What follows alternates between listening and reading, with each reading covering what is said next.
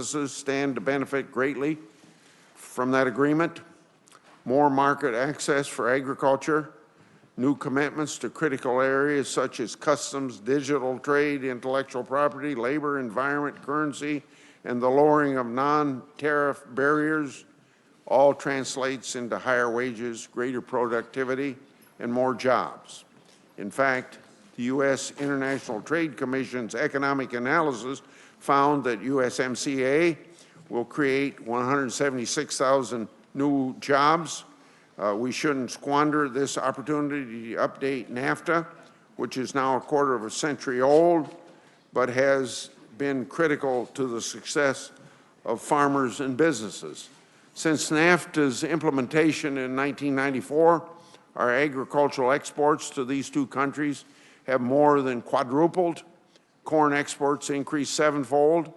A 2019 Business Roundtable study found that international trade supports 39 million jobs across America and 12 million jobs from trade with Mexico and Canada. I'm a family farmer, you know. I can tell you that NAFTA has been critical to the success of Iowa farmers and businesses. The same Business Roundtable study found that 130,000 Iowa jobs were supported by trade with Canada and Mexico in 2017, and $6.6 billion in Iowa goods and services were exported to Canada and Mexico the same year. According to the National Association of Manufacturers, Canada and Mexico purchased nearly half of Iowa's total manufacturing exports. President Trump and you, Ambassador Lighthizer, delivered a solid deal to enhance this critical relationship with our good neighbors. Now, Congress must act on implementing it.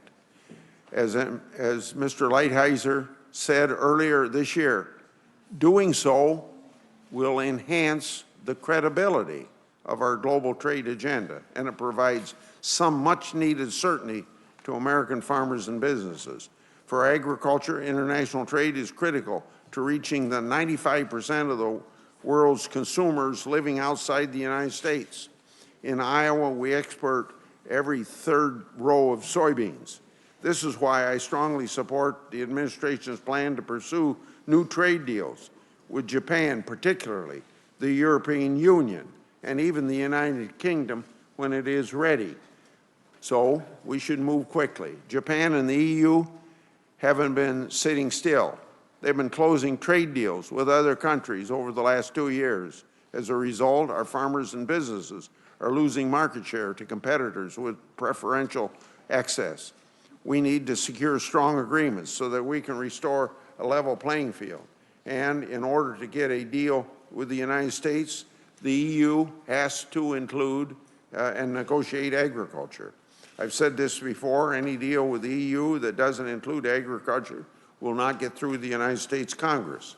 President Trump has rightly pointed out that trade must be fairer for workers, and this is central to his commitment to confront China in unfair trade practices and their mercantilist policies. When American companies get access to China's market, they often have to sacrifice valuable intellectual property or enter joint ventures with Chinese companies. China's massive subsidies also create global distortions. This has to stop. And President Xi must recognize that making these changes are in China's best interests as well.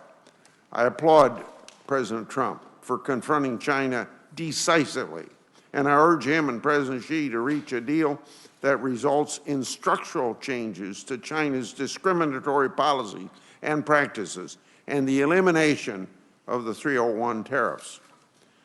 Ambassador Lighthizer, I share the administration's desire to ensure that hard work and innovation are rewarded, while unfair trade practices and illegal government subsidies are punished and ought to be punished. I agree that we must have strong and enforceable trade agreements. I believe that you're right to seek reforms at the World Trade Organization, and I share your views that strong and effective enforcement of the U.S. trade laws prevent other countries from taking advantage of us. But don't agree that tariffs should be the tool we use in every instance to achieve every trade policy goal. I fear that continuing to use tariffs in this way will undermine our credibility with our current and potential trading partners and actually undo the benefits of our historic tax reform. Since March 2018, U.S. Customs and Border Protections have assessed over $15 billion in Section 301 tariffs and over $6.5 billion in Section 232 steel and aluminum tariffs. So, to be clear, American importers and consumers are paying for these tariffs. $22 billion out of the pockets of hardworking Americans is not in our national interest. I urge the administration to do everything it can to use tariffs as a last resort option and to maintain timely and efficient exclusion processes for those that are already in effect. And Ambassador, I want to thank you on that note for your commitment to instituting an exclusion process for Section 301 tariffs on imports from China. Before leaving the issue of tariffs, I want to highlight an example of successful alternative option. Specifically, Ambassador Lighthizer's team deserves a lot of credit for recently winning two very large WTO cases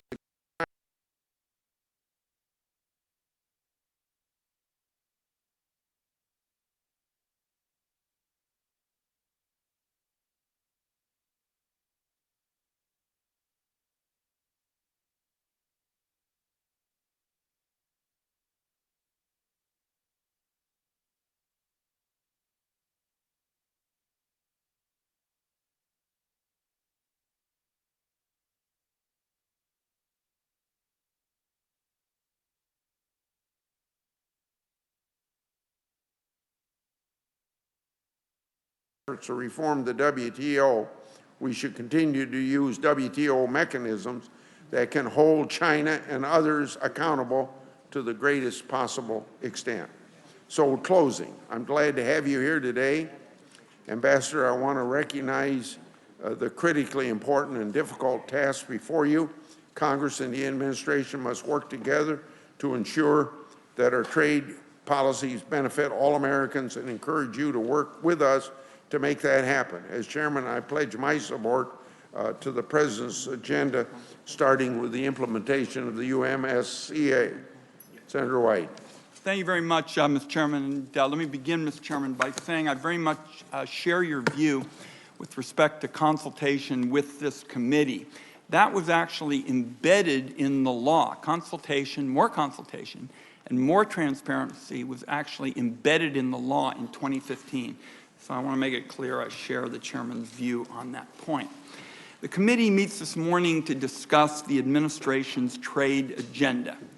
First, China. The president likes to say, and I quote here, "Trade wars are good and they're easy to win. The situation on the battlefield says otherwise. China's market is now more closed off to American goods and American agriculture than before the trade war began. The president's next escalation will directly raise the cost of everyday goods in America, and the president is signaling that he'll betray our national security and let Huawei off the hook if China helps him save face." Now, there's no question that confronting the Chinese trade ripoffs was long overdue. The Chinese government and state-owned enterprises have gotten away with strong-arming American businesses, stealing our intellectual property, and undercutting American jobs for way too long. It has to be handled differently. Rather than chaos, what's needed is a well-coordinated international effort led by the United States to crack down on the Chinese abuses. Instead, the president has driven away our allies, and it's not clear there's a discernible strategy to go forward. Now, some have attempted to focus our efforts directly where China is coming after our strength: highly technical manufacturing and innovation. The ambassador, Ambassador Lighthizer, deserves credit for laying out this type of approach to the committee in the past.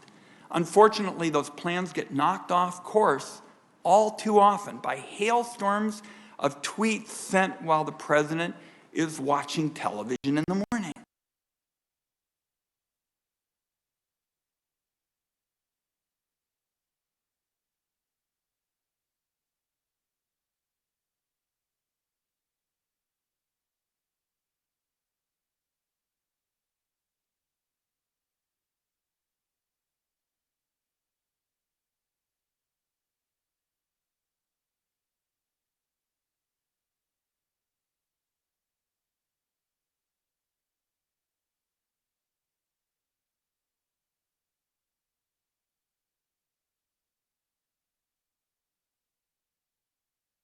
The prospect that everyday life in our country will be more expensive and less secure. The next round of tariffs the president is considering would drive up the cost of consumer goods sitting on shelves around the nation by as much as 25%. Millions and millions of American families are going to begin back-to-school shopping in a matter of weeks. School uniforms, gym clothes, sneakers, book bags, pencils, notebooks, you name it. With new tariffs in place, mom and dad might discover they budgeted only what they budgeted only goes 80% as far as they expected. And then there's the issue of Huawei. Huawei poses a genuine spying risk to the United States and our allies, allowing its equipment to be used in our telecommunications infrastructure would compromise our security. That's the opinion of national security experts outside the government and in key federal agencies. Even the president seemed to get it. At a recent White House event, he said of Huawei, and I quote, "You look at what they've done from a national security standpoint, from a military standpoint, it's very dangerous." But in the president's next sentence, he said, and I quote, "It's possible that Huawei even would be included in some kind of a trade deal." So basically, right out in the open, we've got members of the Intelligence Committee here, right out in the open, the president is telling China's spy masters that he's willing to give away America's national security for a face-saving trade deal. This isn't an academic concern, it's a real threat. But rather than holding our national security interests paramount, the president seems most interested in the splashy trade headlines. I'm going to close with a couple of quick comments about the Western Hemisphere. I've long said that NAFTA was a product of a different economic era, and it's time for an overhaul. The president campaigned on ripping up existing trade deals, but the new NAFTA sure resembles the old one. That said, there are areas of meaningful progress. It goes further than before on digital trade and state-owned enterprises. It takes a modernized approach to customs and duty evasion. And again, I'd like to commend Ambassador Lighthizer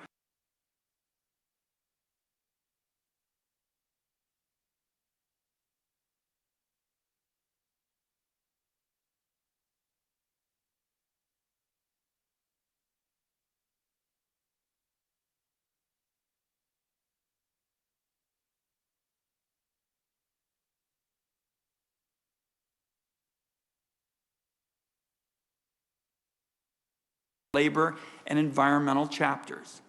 Yet when it comes to trade enforcement, the enforcement of our trade laws, there is sure some heavy lifting left to be done.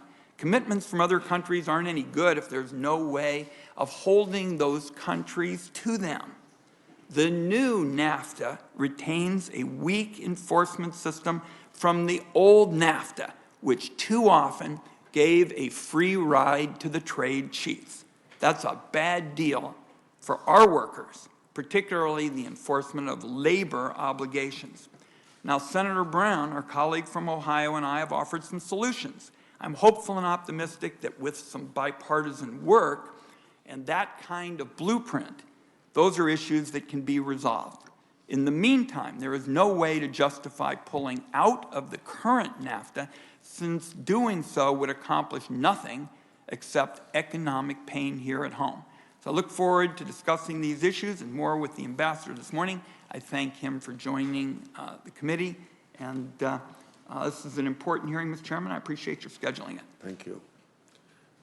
We have the pleasure of having Ambassador Lighthizer with us, sworn in as the 18th United States Trade Representative, May the 15th, 2 years ago. Members of this committee have gotten to know Bob well over the past couple years. I've had an opportunity to know him for at least 39 years. And because we have a lot to talk about today, I'm going to dispense with all your credentials. So please proceed with your conversation.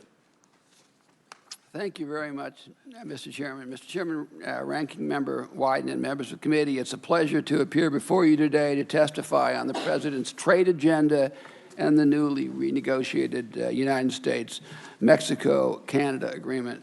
I should note, before continuing, that there are some parts of Senator Wyden's comments that I don't entirely endorse, but I do entirely endorse Senator Wyden.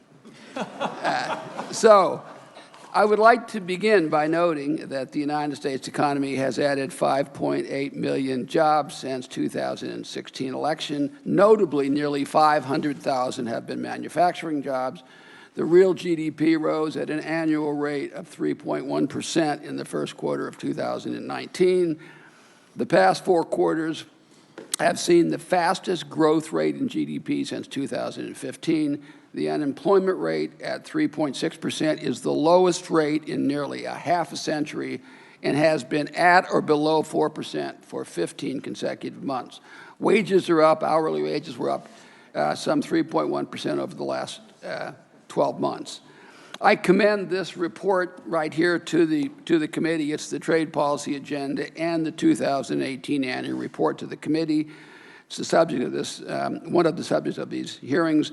The document which USTR put out recently outlines the administration's trade priorities and catalogs recent accomplishments.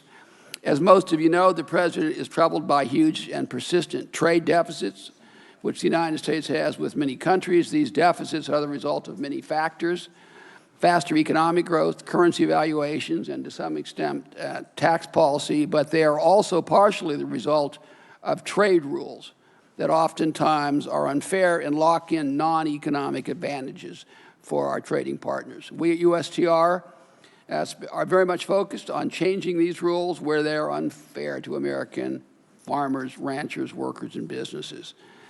This has included renegotiating KORUS, of which you're aware, NAFTA, which we have just discussed and will discuss further. We also have been reviewing GSP eligibility, actively engaging in TIFA talks with many, many countries, and we can talk about that, and reviewing the rules and functions of the WTO. USTR has also been active in enforcing the existing obligations of our trading partners. We've brought many WTO cases. We've filed counter-notifications of the WTO and worked with other WTO members on a proposal to improve compliance with the existing WTO notification obligations. We are also engaged directly with trading partners under existing agreements.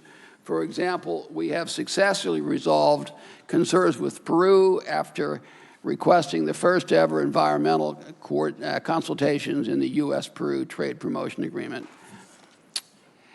In addition, we have used Section 301 to investigate unfair trade practices in China.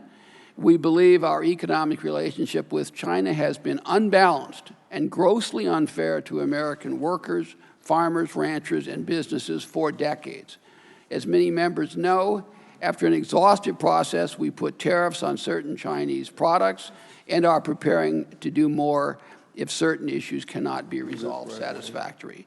Finally, I am pleased to be able to testify here today on the newly renegotiated USMCA. We have worked very closely with members throughout this process, and many of the improvements in this agreement reflect Republican and Democratic members' ideas and thoughts. In short, I believe the USMCA is the strongest, most momentous trade agreement in U.S. history, It is the gold standard for rules on the digital economy, financial services, intellectual property, etc. It will help stop the outflow of manufacturing jobs and return many to the United States. Its labor and environmental provisions are the most far-reaching ever in a trade agreement. The agricultural chapter will lead to increased market access and eliminate unfair trading practices by our trading partners. This is a truly great agreement, and I look forward to working with members to make it even better and to write implementing legislation which will earn large bipartisan support. And that's my objective. I said it from the beginning. My objective was to get a very large number of Democrats and Republicans to support this. With that, Mr. Chairman, I will stop. Thank you again for the courtesy you and the other members have shown towards me during this 2+ years as USTR, and I look forward to your questions. Yeah. Before my 5 minutes starts, and I thank you for your opening statement, I'd like to take a minute to briefly touch on something of great importance to the ranking member and me. Congressional support